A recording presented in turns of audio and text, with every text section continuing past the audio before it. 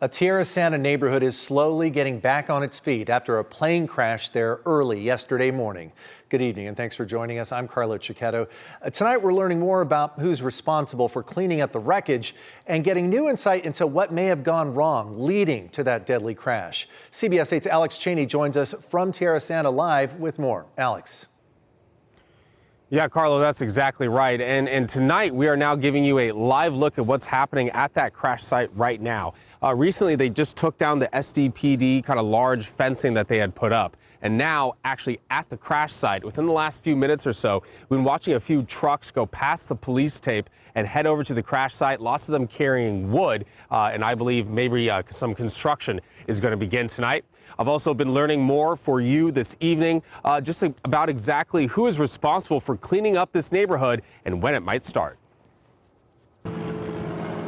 We could have had a real mass casualty event. I spoke to Congresswoman Sarah Jacobs tonight, who told me that cleanup of the Murphy Canyon neighborhood can only begin once the investigation is finished.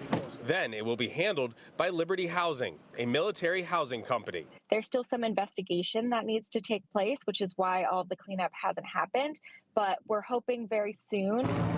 Tonight in the neighborhood, the SDPD took down a fence that was blocking our view of the crash site. Down the street, the row of burnt cars still there, unmoved. Minutes later, we saw a Liberty Housing truck go under the police tape.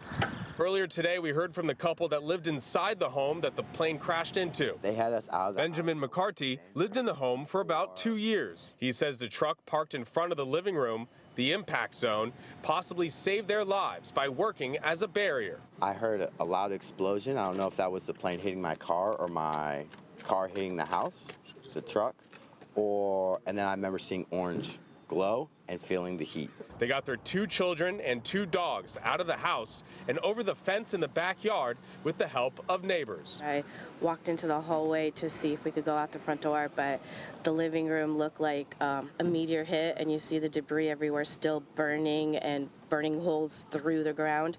That's what my living room looked like. We're also learning more about what went wrong in the cockpit. During a news briefing this afternoon, NTSB investigator Dan Baker said the weather notification system was not working at Montgomery Field, the intended landing site, when the pilot was making an approach at around 3:45 a.m. on Thursday.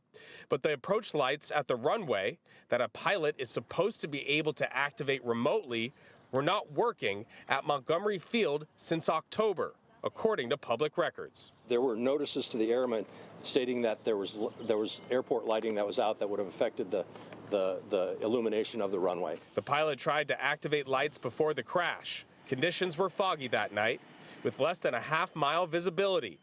The NTSB confirms the pilot tried to activate the approach lights as he descended.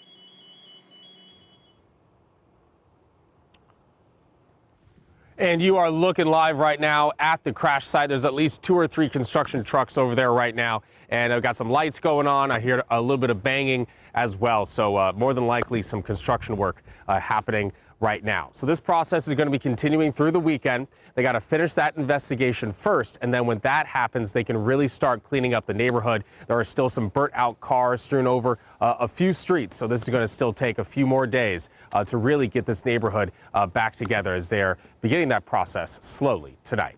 Reporting live, I'm Alex Cheney, CBS 8.